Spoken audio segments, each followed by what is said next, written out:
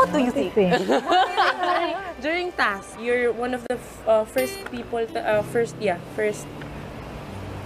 mga tao na really got to know me. And thank you for being,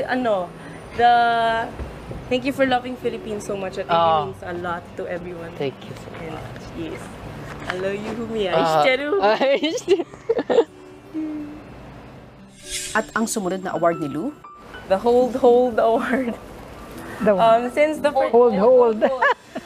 Nakuha ko lang po yung name na yun dahil si Kuya Yam Yam po talaga yung naaalala ko pag nahihirapan po ako. Kasi siya talaga yung taong kumakapit lang. Na lumalaban at kumakapit sa pangarap. Para sa sarili, para sa pamilya, at para sa mga kaibigan. Ginawa mo pa akong army eh. Ano ba?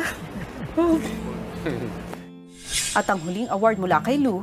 Minsan lang ang buhay. Award.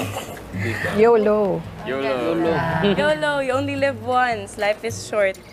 Andre is a shock for me. Since first day po, I didn't think na magiging special siya para sa akin. And he really helped me.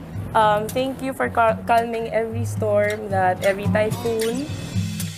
Oh my God, is it simple? May mensahe si Lou para sa mga kaibigan. Buong buhay ko, I've always been a follower. Someone who gives up. So, dito ko po nalaman na yun ay dahil hindi ako naniniwala sa sarili ko. Living here for 3 months, I learned to trust myself. Natutunan kong magmahal ng mabilisan at ibaon ang sakit na nararamdaman kapag sila'y lumilisan, pag umaalis po sila. Dahil sa inyo, si Lou ay hindi sumuko. Si Lou ay lumaban hanggang dulo. Aww. Maraming salamat. And thank you so much. At ang mga panauhin ni Kuya may mensahe rin para sa Big Four. Gusto ko kong i-congratulate kayo for making it this far. You are the Big Four. But with that title comes big responsibility. You now have the platform to inspire people. And when you leave this place, always protect your truth. It is yours to keep. Congratulations sa inyong lahat. Alam ninyo, you're all very inspiring. Alam ko magsisilbi kayong inspirasyon or nagsisilbi na kayong inspirasyon sa lahat ng mga kabataan na nanunood ng Pinoy Big Brother. Don't ever take your blessings for granted. Part of not taking your blessings for granted is working hard at being the best in what you do. Make sure we plant the right seeds now.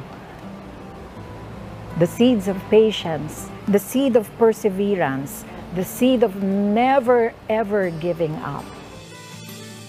Okay, good luck in your journey. Okay. And congratulations to my Big Four Adult House ng taong 2019.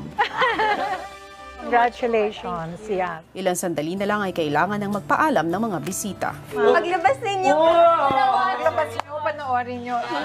Eerie. Horror eh. Oh. Bye! Bye! Bye-bye! Maraming salamat sa inyong dalawa. Nakaka-inspire nga sila eh. Kasi parang kilala nila yung mga sarili nila. No, I mean, they're authentic. At magandang starting point yun eh. At nagugustuhan ko po yung pagkakaibigan na meron sila. Tapos na po ang graduation. Salamat po sa pag-iimbita. Gusto po namin din imbitahin ng mga taong nanonood ng Pinoy Big Brother 8 na manood ng Eerie showing na po. Yes, mag-enjoy kayo. Oo, katulad ni Bea. Sa nakikita niyo yung trailer, ganon din ka-give ang inyong pagsigaw. Maraming salamat, Big Brother, for giving us this opportunity to invite the moviegoers. Maraming salamat din po, Ma'am Claro at Ms. Bea sa inyong pagpapaunlak sa aking imbitasyon. Bukas, isang big debate with the Big Four. Oh my God! I knew it!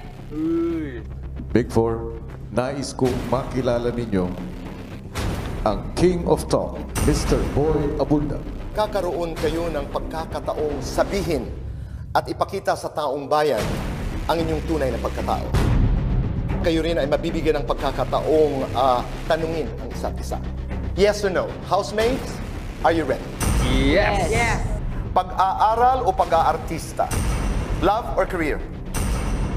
Question Wow. that I've been wanting to ask. Wow. Lou. Wow. Yeah. Will you be my girlfriend?